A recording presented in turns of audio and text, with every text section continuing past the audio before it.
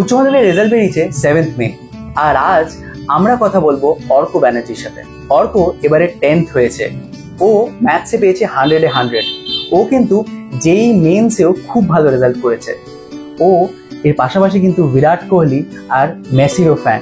ও আমাদের জানাবে কিভাবে তোমরা তোমাদের টাইম ম্যানেজ করতে পারো, কিভাবে সাবজেক্টগুলোকে খুঁটিয়ে পড়বে, আর তোমাদের উইকলি প্ল্যানটাই বা কেমন হবে। তাই চলো জেনে নেওয়া যাক ওর কাছ থেকে তোমরা কিভাবে প্রিপেয়ার করবে নিজেকে। তোমার কেমন লাগছে উচ্চ মাধ্যমিকের 10th হয়ে? খুবই ভালো লাগছে। আচ্ছা, আর তুমি তো ম্যাথসে বোধহয় 100-এ 100 পেয়েছো। তো ম্যাথসে 100-এ 100 এটা যদি কেউ পেতে চায় তার কি কি করা উচিত? কনসেপচুয়ালি পড়া উচিত, আর মানে শুধু যে বইয়ে যে অঙ্কটা আছে সেটাই বুঝে নিলাম বা সেটা নয়, মানে সেটার পেছনে কি লজিক্যাল রিজনিং আছে, কেন স্টেপস গুলো করছি, তো যেটা ম্যাথসের মানে মেইন ফান্ডা, তো ওটাই বুঝে যদি পড়া যায় তো যে আমার মনে হয় ম্যাথস 100। তো তুমি কিভাবে হ্যান্ডেল করেছিলে? প্রথমে কনসেপ্টগুলো ক্লিয়ার করে দেন সিলেবাস শেষ করে তারপরে কি শুধু প্র্যাকটিস করতে, এরকম কোনো ছিল কিছু? হ্যাঁ, এরকম আমি চেষ্টা করেছিলাম, মানে যত তাড়াতাড়ি সম্ভব সিলেবাসটা শেষ করে নিয়ে দেয়, তারপর মাল্টিপল টাইমস কনসেপ্টগুলো রিভিশন এবং যত হায়ার লেভেলের প্রবলেম করেছে ওটাই। তো আমার মেনলি টার্গেট যেহেতু যেই ছিল, তো আমি যেই পারপাসে ম্যাথসটা করেছি, বোর্ডটা মানে সাইমালটেনিয়াসলি কভার হয়ে যাচ্ছে। তো ওটার সাথে সাথে এটা ওভাবে হয়ে গেছে। তো এই যে পুরো জিনিসটা ম্যাথসের, যে পুরো জিনিসটা ম্যাথসে পুরো হয়ে যে প্রিপেয়ার করছো, তো তুমি এমনি সারাটা দিনের যে স্টাডি রুটিন, ঠিক আছে, সেই স্টাডি রুটিনে মোটামুটি আমি সাবজেক্ট স্পেসিফিক কি কিছু ভাগ ছিল, নাকি উইকলি একটা ভাগ করে রাখতে সাবজেক্টের? উইকলিটাই বেশি ছিল, কারণ সবসময় সাবজেক্ট স্পেসিফিক করা হতো না। প্রত্যেক স্কুল থাকতো, টিউশন থাকতো, বা কোনো সাবজেক্টে টেস্ট থাকলে সেটা হয়তো বেশি পড়া হয়ে যেত। উইকলি একটা ব্যালেন্স মেনটেন করা দরকার, নাহলে কোনো একটা সাবজেক্ট যদি নেগলেক্ট করা হয় তো সেটা খারাপ, একটু কমজোর হয়ে যেতে পারে। হ্যাঁ। তো ধরো সেরকম যদি উইকলি একটা রুটিনের কথা আমরা ভাবি, তো এই উইকলি তোমার স্কেডিউলটা যেটা ছিল সেখানে এক একটা সাবজেক্ট কত আওয়ার্স করে তাও পেতো রাফলি? আওয়ার্স খুব একটা স্পেসিফিক ছিল না। আওয়ার্সের থেকে আমার মানে টার্গেটটা সেট করা উচিত যে আমি এই কনসেপ্টগুলো বা এতটা পোর্শন আমি পড়বো। তো ফর এক্সাম্পল, যদি একটা এক্সাম্পল দিয়ে কথা বলি, লেটস সে একটা উইকের মধ্যে তুমি ধরো প্লেস করছো সাবজেক্টগুলো, কিভাবে প্লেস করবে? প্লেস করবো হয়তো আমি আজকে ম্যাথসে লেটস সে পিএনসি পড়ছি, তো আমার টার্গেট আছে যে এই উইকেন্ড পিএনসি পড়ে তো ইজি লেভেলের প্রবলেমসগুলো ইউকে কভার করবো। ফিজিক্সে আমি একটা চ্যাপ্টার পড়বো, কেমিস্ট্রিতে আমি অমুক চ্যাপ্টারটা আমার উইক আছে, এই উইকে আমি এটার উপর 100 প্রবলেমস প্র্যাকটিস করবো। এটা আমার এই উইকের টার্গেট, তো এটা ফুলফিল করে থেকে তো সেটা আগে হয়ে গেলে তারপর আবার নতুন টার্গেট সেট করা, তখন রিভাইজ করতে টার্গেট। হ্যাঁ। সব থেকে ফেভারিট সাবজেক্ট কোনটা ছিল এর মধ্যে? ফিজিক্স। ফিজিক্স? তো ফিজিক্স কেন ভালো লাগে? ফিজিক্স মানে আমাদের সবকিছুই তো চারপাশে ফিজিক্সে তো চলছে, তো ফিজিক্স আমার তো খুব ইন্টারেস্টিং। তো একটু আগে বললে যেই নিয়ে তোমার ইন্টারেস্ট, তো ফিজিক্সটা কি মেইনলি ড্রাইভ করছে সেটাকে? হ্যাঁ, ফিজিক্স আর ম্যাথসই ড্রাইভ করছে, মানে দুটোর কম্বিনেশনই তো ইঞ্জিনিয়ারিং। Right right. আর কোনো পার্টিকুলার স্ট্রিম ভাবা রয়েছে যে কোনটা নিয়ে যে এইতে পড়বে? হ্যাঁ, কোর্স পড়বে ইঞ্জিনিয়ারিং এ? প্রবাবলি কম্পিউটার সায়েন্স পারসিউ করব আইআইটি। আচ্ছা আচ্ছা, কম্পিউটার সায়েন্স করবে আইআইটি তে? একদম আইআইটি ভেবে রেখেছো? হ্যাঁ, কারণ মেন্সেও 99.979% ছিল। ওকে। তো অ্যাডভান্স আছে, অ্যাডভান্স তো সামনে রয়েছে বোধহয় 2 উইকস। হ্যাঁ, 18th রয়েছে। হ্যাঁ, তো দেখা যাক কি হয়। রাইট। তো পড়াশোনা ছাড়া আর বাদ বাকি কিসে তোমার এমনি বাকি টাইম করতে স্পেন্ড করতে? খেলা দেখতে প্রচন্ড ভালোবাসি, আর গান শুনতে ভালো। খেলা দেখতে মানে আমি দেখতে পাচ্ছি দুজনেই রয়েছে, একদিকে বিরাট কোহলি রয়েছে, একদিকে মেসিও রয়েছে, তো দুজনই পছন্দের? হ্যাঁ, দুজনই পছন্দ। তো সব কি মানে তুমি হলো ইংলিশ প্রিমিয়ার লিগ বা এই লা লিগা গুলো ফলো করো? আমি ইউরোপিয়ান ফুটবল ফলো করি। লাস্ট বার্সেলোনার ফ্যান। তুমি বার্সেলোনার ফ্যান? ইন্টারের সাথে খেলাটা দেখছিলাম। আচ্ছা, কদিন আগে একজন মিট করেছিলাম যে বার্সেলোনার ফ্যান, বোধহয় ও ক্লাস মাধ্যমিকে বোধহয় ও র্যাঙ্ক করেছে।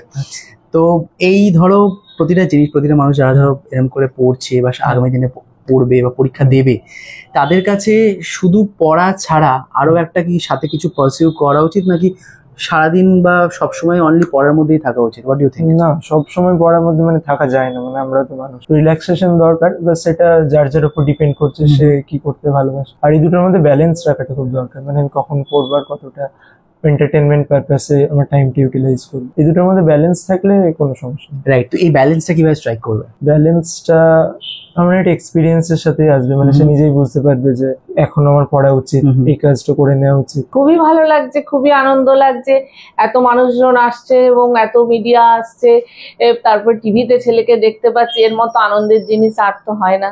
ও ছোট থেকে খুব স্টুডিয়াস ছিল, পড়াশোনার জন্য কোনোদিন ওকে বলতে হয়নি, এবং ওর বড় হয়ে কি হতে চাইবে না চাইবে সেটা যা ছিল ওর নিজের সেলফ কনফিডেন্স এবং সেলফ যেটা বলেছে সেটা দিয়ে আমরা সম্মতি দিয়েছি, এবং আমরা জানতাম ও যেটা বলবে ও সেটাই করতে পারবে। কোনো সময় বেশি রিল্যাক্স করে ফেললাম, আমার একটু রেজাল্ট খারাপ হয়ে গেল, আই স্টিল হ্যাভ টাইম, ধরো আমাকে ধরো 9 মান্থস আছে, আমার 3 মান্থসের প্রথম কিছু একটা পরীক্ষা হলো, আমি খারাপ হয়ে গেল, দেন আমি কি করব? দেন কোনো সমস্যা নেই, ভেঙে পড়ার তো কোনো দরকারই নেই, মানে কোনো পরীক্ষাই তো কখনো জীবনের শেষ পরীক্ষা হতে পারে না। তো পরেরটা বঞ্চন ওখান থেকে একটা লার্নিং পাওয়া গেল যে আমি এই ভুলগুলো করেছিলাম, তো সেইগুলো রেকটিফাই করে পরেরটার জন্য ভালো করে ফোকাস করা উচিত, তো হয়ে যাবে কোনো সমস্যা নেই। রাইট, একটা বড় part of study is self study. তুমি সেলফ স্টাডি একটা রুটিন নিয়ে কথা বলছিলে, এবার এই সেলফ স্টাডিটা এক একজনকে, সেটা যখন কেউ প্ল্যান করছে, তুমি তোমাদের একটা প্ল্যানটা বললে, এবার ধরো কোথাও এক্সিকিউশন করতে গিয়ে I am somehow not being able to do it, কনসেন্ট্রেশনের অভাব হচ্ছে, আমি কি করবো?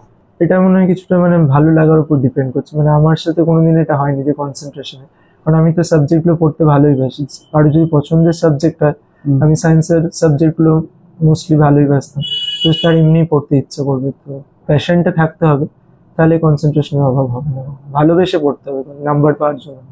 ওকে, আর কোনো যদি এই জিনিস বলতে যাও যে বোর্ডে যেটা আসে সেটাতে টেক্সট বুকগুলো, সেটা কতটা ইম্পর্টেন্ট বোর্ডের curriculum, not curriculum per se but question pattern per se? হ্যাঁ অবশ্যই, মানে বোর্ডের বইগুলো তো দরকারি, কারণ যেমন আমি যদি বলি আমার জন্য স্পেসিফিক্যালি, আমি সারা বছর যেই পারপাসে প্রিপেয়ার করেছিলাম, তো বোর্ডের বইগুলো অতটাও পড়িনি, তো যে কম্পিটিটিভ এক্সামের জন্য যে পার্টিকুলার বইগুলো যেরকম প্যাটার্নের এমসিকিউ কোশ্চেন্স আছে সেগুলো সলভ করেছিলাম, তো বোর্ডের কিছু আগে ওই বইগুলো আমি রেফার করেছিলাম, কারণ প্যাটার্নটা জানা দরকার বোর্ডের, তো বোর্ডের জন্য বইগুলো খুব হেল্পফুল।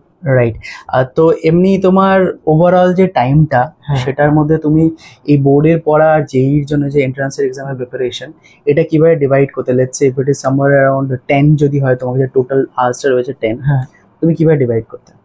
ইনিশিয়ালি 10 গোটাটাই যেই ছিল, এবং তাতে ইনিশিয়ালিটা কতদিন অবধি বলছো? মেবি যে 12 বলি, 12 মান্থসের টোটাল টাইম ধরি, 10 মান্থস তো হবে।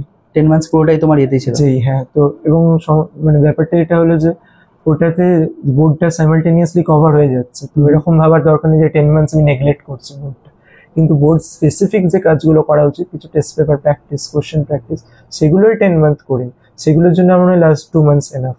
লাস্ট 2 মান্থসে ইট ওয়াজ নিয়ারলি 5 on 10, মানে বোর্ড সেন্স।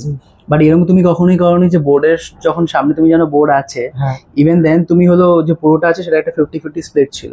হ্যাঁ, নিয়ারলি 60-40 বা 50-50, 60-40 বা 50-50, তো সেটা ডিপেন্ডিং অন যত বোর্ড কাছে আসছে, হয়তো ওটা 60 সামওয়্যার 80-70 এরকম হচ্ছে, রাইট? একটা বড় বিষয় হলো যে ধরো অনেকেই দেখি পরীক্ষার আগে মক টেস্ট দেয়, নানান অর্গানাইজেশন কন্ডাক্ট করে, আমি অর্গানাইজেশন নাম নিচ্ছি না, বাট এই মক টেস্টটা একটা স্টুডেন্টের জন্য কতটা ইম্পর্টেন্ট? হ্যাঁ, যে কোনো পরীক্ষাতেই তো mock test important. Mock test pattern বুঝতে সাহায্য করবে, কি কি ভুল হচ্ছে সেগুলো বুঝতে সাহায্য করবে, প্লাস অনেক সময় আমরা রিভিশন করার সময় কিছু ভুল বা কিছু কনসেপ্ট হয়তো মিস করে যাচ্ছি, কিন্তু সেটা চোখে পড়ে, টেস্টে ওই টাইপের কোশ্চেন এলে তখন মনে পড়ে যে হ্যাঁ এটা তো মিস করে গেছি, তো এইটা রেকটিফাই করা। তুমি দিয়েছিলে মক টেস্ট? হ্যাঁ, আমি কিছু বেশ করে দিয়েছিলে। তো এই জিনিসটা ওভারঅল তোমাকে, একটা তো তুমি বলছো কিছু মিস আউট হয়ে যাওয়ার জন্য, এর পাশাপাশি কি আর কোনো হেল্প করে একটা মক টেস্ট? হ্যাঁ, টাইম ম্যানেজমেন্ট, কনফিডেন্স বিল্ডিং সবগুলোই হচ্ছে। রাইট, আর যদি কোনো লেটস সে 3টে অ্যাডভাইস যেটা তুমি দিতে চাও বাকি যারা পরীক্ষা দেবে আগামী দিনে, বি ইট এন্ট্রান্স অর বড় কোনো পরীক্ষা লাইক মাধ্যমিক, উচ্চ মাধ্যমিক যদি সেমিস্টারে হবে স্টিল ওটা তো কাউন্ট হবে ভালোভাবে, সেটার জন্য যদি কোনো অ্যাডভাইস দিতে চাও? Hard work, dedication, self belief. Okay, self বিলিফটা কেন? মানে পরীক্ষায় মানে মক টেস্ট হোক বা থ্রু আউট দ্য প্রিপারেশন লো তো আসবে, মানে কারোরই তো হাই থাকতে পারে, আপস অ্যান্ড ডাউন আসবে, ইনফ্যাক্ট ডাউনের পর ডাউন আসতে পারে, কিন্তু মানে আপসটা আসবেই, তারপরে তো ওটার জন্য সেলফ বিলিফটা রাখা হচ্ছে। Great, thank you so much আজকে আমাদের সাথে কথা বলার জন্য, অ্যান্ড অল দ্য বেস্ট তোমার ফিউচার এন্ডেভার।